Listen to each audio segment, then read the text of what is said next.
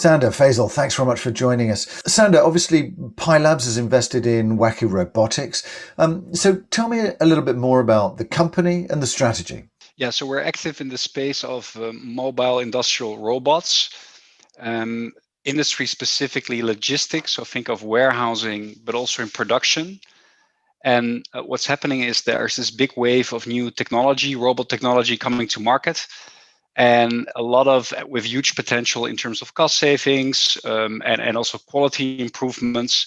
Adoption is still very low, especially within warehousing. Most manual processes are still happening by people, right? So we help companies to identify use cases for robot automation and then identify the right vendors for them. So really do the robot solution design, if you like. Second thing is that we've learned that it's not only about integrating robots and then you're done.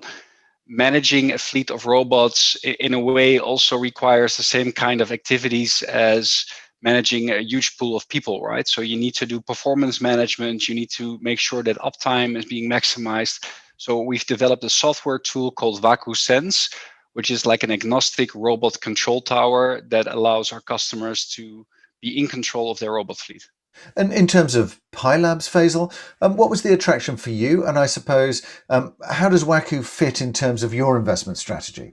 We're quite a thematic investor. And, if you've been following us, we've been making various investments in different themes that we've been researching and diving deep into. So one of them is future retail, all the evolution that's happening in the retail sector. We've been researching and actively investing in future of offices as well. How we work, where we work, that's all evolving quite quickly. And we've published our own proprietary research on it and have been one of the most prolific investors within that space.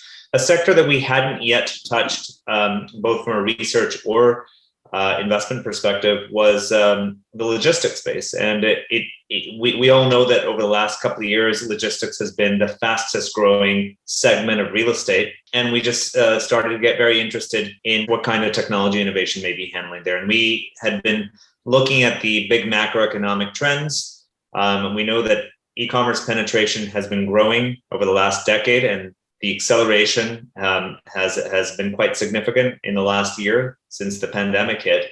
And with more e-commerce penetration, obviously there's more warehouses being built for the delivery of all of these FMCG goods. We also knew that currently automation levels within logistics warehouses is quite low. So about 5% of warehouses globally are currently roboticized, have robots. And those are the big ones like Amazon and some of the other large logistics players. But most of the market is not automated. And we think there's going to be a huge growth opportunity over the next 5 to 10 years. So part of it was macroeconomic backdrop. And we believe there's a big growing segment. And of course, when we came across Sander and the team, we felt that there's a very experienced team here. There's 5 founders that have come together, all of whom bring different skill sets to the table. So for anyone who knows us and the type of due diligence we do, a big part of our due diligence is human capital due diligence. It's about the people, the management team, and how much we believe that they can build a product and ultimately execute within the space. And after getting to know Sander and the team over a period of months, we decided actually this is the team we'd like to back within the space. And Sander, just picking up on that point, what are you seeing in terms of the key trends influencing your market and I suppose the growth opportunities? There are a couple of big forces currently on their way. So first of all, there's this huge e-commerce boom, right? Everybody, especially now after the pandemic, got used to ordering online. So that's just growing at unprecedented rates, putting a lot of stress on warehouses and logistics providers.